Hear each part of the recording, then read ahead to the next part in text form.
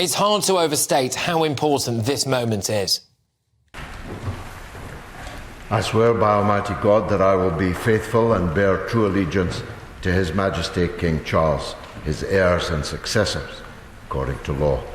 So help me God. George Galloway is the new MP for Rochdale, but he's said out loud what the Patrick Christys Tonight Show has been saying for months. So that's what I'm predicting here. The next election will be about Muslims and will be about the taking away of civil liberties in this country. It's Sunak's last hope. I pray for the social peace of our country that it's a forlorn hope. This will be a Muslim election, says Mr Galloway. He's going to try to take Labour Party big hitters. If I give you just one example, Angela Rayner has a parliamentary majority, I think, of around 3,000. There's at least 15,000 supporters of my point of view in her constituency. So we'll be putting a candidate up against her, either a Workers' Party candidate or more likely an independent candidate that we support, and that will vitally affect the election of the Labour deputy leader. But much more than this. He outlines how this Muslim election is going to unfold. And there are many constituencies in London, from Ilford to Bethnal Green in the heart of the city of London, in Birmingham, in other parts of the West Midlands, in northwest England, in the towns around Rochdale, Oldham, Blackburn, Burnley, Nelson, Bury. We'll be putting candidates up in all these places, and we will either win or we'll make sure that Keir Starmer doesn't win. Let's have a look at some of these areas now. So Labour's Shadow Justice Minister Shabana Mahmood in Birmingham Ladywood abstained on a ceasefire vote, 42.6% Muslim vote. Gone. Blackburn, Kate Holland, 42.9% Muslim vote. Bradford East, Imran Hussain, 39% Muslim vote. Oldham West, Jim McMahon, 28% Muslim vote. It won't actually really matter whether or not they voted for, against or abstained on a ceasefire, because the damage to Keir Starmer's Labour Party is among the Muslim community, and it has been done. Like for Tahir Ali, for example. He's the one who said this. Therefore, is it now not the time for the Prime Minister to admit that he has the blood of thousands of innocent people on his hands, and for him to commit to demanding an immediate ceasefire? His seat of Birmingham Hall Green and Moseley has a 49% Muslim vote. I bet that goes. Now, in all of those seats, I could have mentioned around 30 more. The Labour Party can wave goodbye to power, in my view.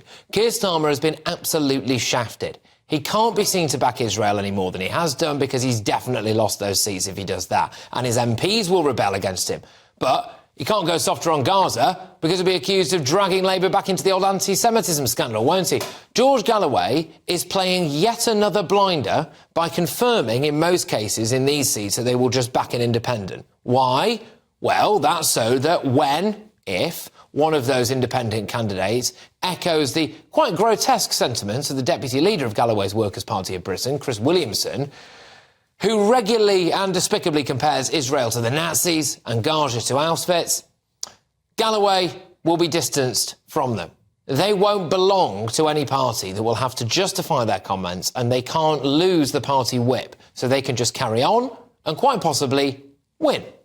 The fact is this: there is now a well-organised, highly energised, majority Muslim, pro-Gaza, anti-Israel, borderline Hamas sympathising movement with a charismatic totemic leader at the helm. It will be a massive problem for Labour, and mark my words, after they've been served their backsides on a Galloway-shaped platter at the next election, all of a sudden the Labour Party will start to care a lot more about Islamist extremism. But I'm joined now by an interesting character. He's a former Islamist and extremism prevention educator now. It's Suhail Ahmed. Suhail, thank you very much. Great to have you on the show. We spoke a lot there about George Galloway and the Muslim vote. I mean, he said it himself, didn't he, really? But I understand that you have certain concerns about this, in the sense that, do you think that George Galloway might be using the Muslim community a bit? Talk to me about that. That's a very good question. See, when I was a teenager, I was quite young. The very same mosque that radicalized me, he attended that mosque.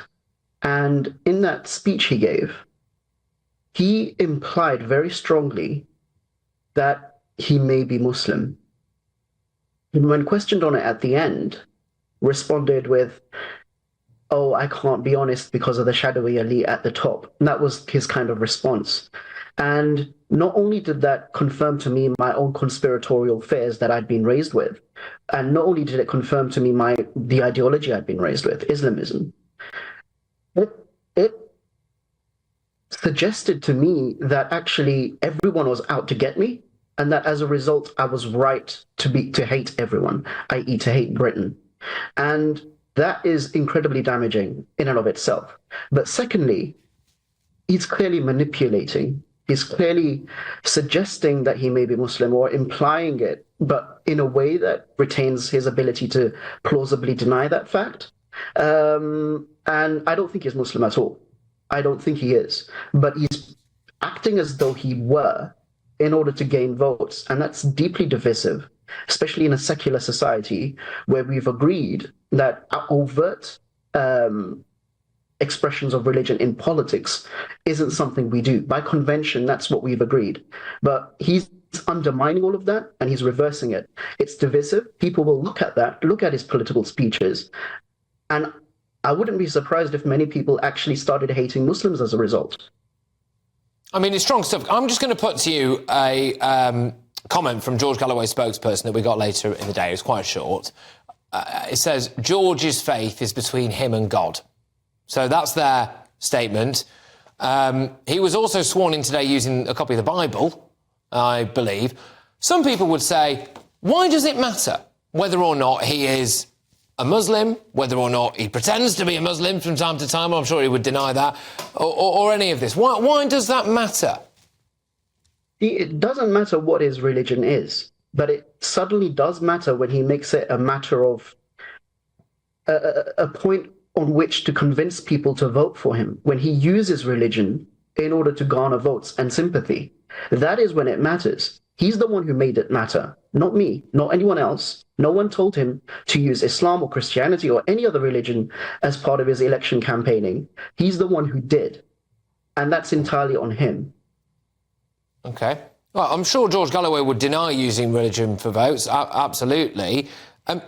Do you think, then, that George Galloway is in your experience, is saying, his implication, in your view, his implication that he may well be a Muslim, you think is a useful vote winner, do you, amongst the Muslim community? I think it may be calculated, and I'm pretty strongly certain. I can't be entirely certain, but I'm pretty certain that he's doing this in a very calculated manner, so as to garner the sympathy of Muslims. And frankly, with our community, with the Muslim community, we have a high degree of confirmation bias.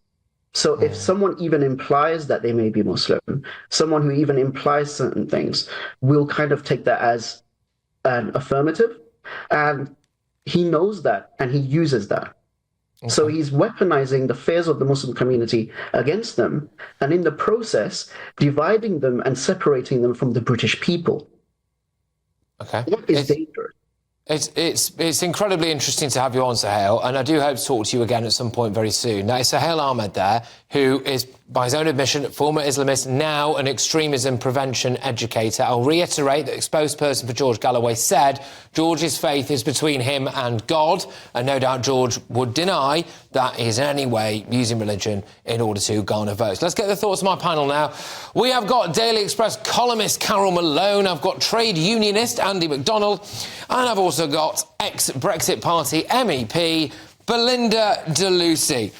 I'm going to go to you first on this, Carol, and just ask whether or not you think that the quotes-unquote Muslim vote is going to be seismic at this election. George Galloway saying essentially it's going to be the Muslim election. Usually, I mean, I think that's exactly what's going to happen. You saw his game today and all the clips we've been showing. You know, he's actually named all the places he's going to field a candidate. And I know people say, oh, he never lasts for long in Parliament. He's going to last long enough to damage this next election. I think Labour could be done for here because they have to do one of two things now. You know, what's the thing that chilled me most about Galloway today, where he said, we'll field a candidate and even if we don't win, we'll make sure Starmer doesn't. I mean, that must have them all, you know, cringing. He's already said he's going for Rayner's.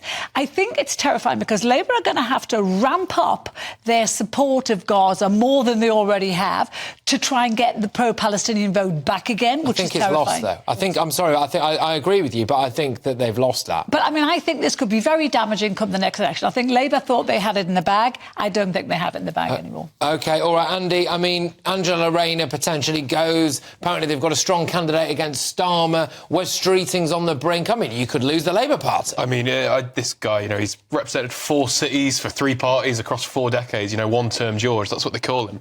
He's just absolutely waffling, you know, name this candidate that you're going to stand against Angela Rayner. You know, she's a stalwart of the community. She's not going to be defeated by some chippy Workers' Party. He's come in at a time when there's a rising tide of anti-Islamism, and we're seeing it happening. We're seeing it on the streets. This is like the perfect storm. This is just George Galloway. No one else is like George Galloway in his party. You saw his deputy leader, Chris Williamson. All right, but we have got quite a charismatic chap who is Shamima Begum's family lawyer, who's going to be standing, I believe, in Bethnal Green, for example, as an independent. So that could happen. Belinda, I'll just throw it over to you. Do you think that actually we are going to be seeing the Muslim vote essentially bring Labour down here? I don't know, and I'll tell you why. I think the circumstances in Rochdale were exceptional, very, very unusual. Galloway is a highly known, charismatic, intelligent man, sometimes, except when he talks about Israel and Bradford. You know, there aren't many people like him. And I also think if there's a ceasefire between now and the election, it will fizzle out.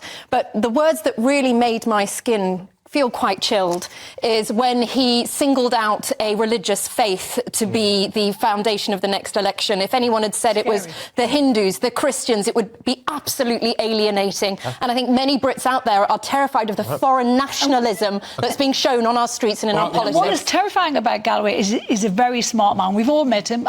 We've all had experience with him. He's very clever, and it worries me that he is going to influence people who maybe aren't Muslim to vote for him. I understand all of that. I do also think, though, that we live in a democracy and it is up to other people to make the case against him if they don't want him to be as much of a threat. And people can't just sit on their hands and complain about him without doing anything about it. But they didn't at Rochdale, Patrick. 10,000 majority. Exactly.